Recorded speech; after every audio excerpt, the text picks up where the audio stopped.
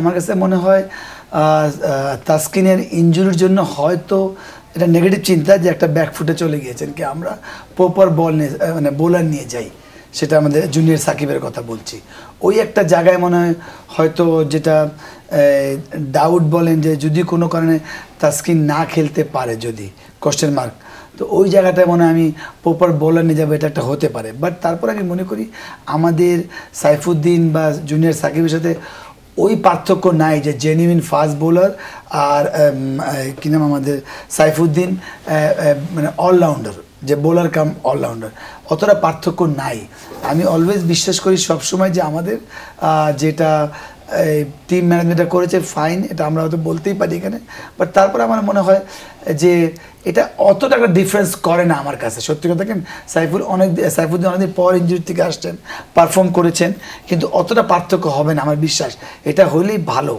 But তারপরে যেটা বললেন আপনি স্টার্টিংয়ে বললেন যে আমাদের একটা লো অর্ডার অলরাউন্ডার দরকার, একটা মানে ব্যাটসম্যান ব্যাটিংয়ের জায়গাটা আমরা এখনও নড়বড়ে, স্ট্রাইক রেট যদি চিন্তা করেন ওই একটা জায়গা হতে পারে। বাট তারপরে আমি মনে করি জেনুইন টি-20-তে আমাদের একদম 5টা বোলার থাকা উচিত, তারপরেই ব্যাকফায়ার করে ওটা হয়তো ব্যাড লাগ হয়। কি আমাদের সাইফুদ্দিনকে আমরা বোলার হিসাবে ধরি, যদি সিলেক্টর এবার ধরে থাকে চিফ সিলেক্টর কথা বলেছেন তাহলে ঠিক আছে। বাট যদি মনে করেন না আমাদের কোশ্চেন মার্কতে ডাউটকে আমাদের মানে main junior Sakib, fast bowler Sakib, ওকে নিয়ে যাব, তাহলে ইটস রাইট ডিসিশন।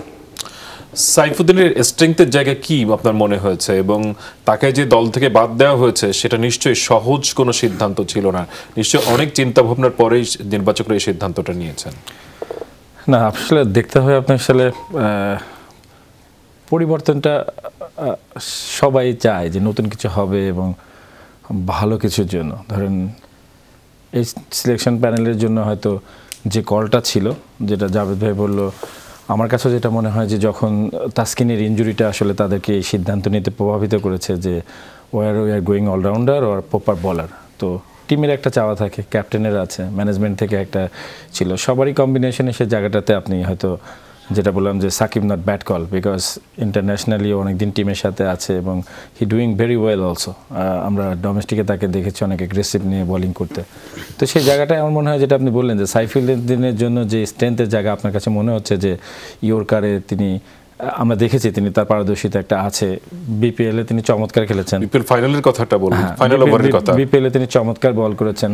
বাট আপনাকে ওই জিনিসটা মাথায় রাখতে হবে যে দিন শেষে ইজ এ টিম কল, এবং সেই টিম কলের জায়গায় আমার মনে হয় সাইফুদ্দিন ব্যাড লাক যে হয়তো ওইভাবে বিবেচনায় তিনি আসেননি।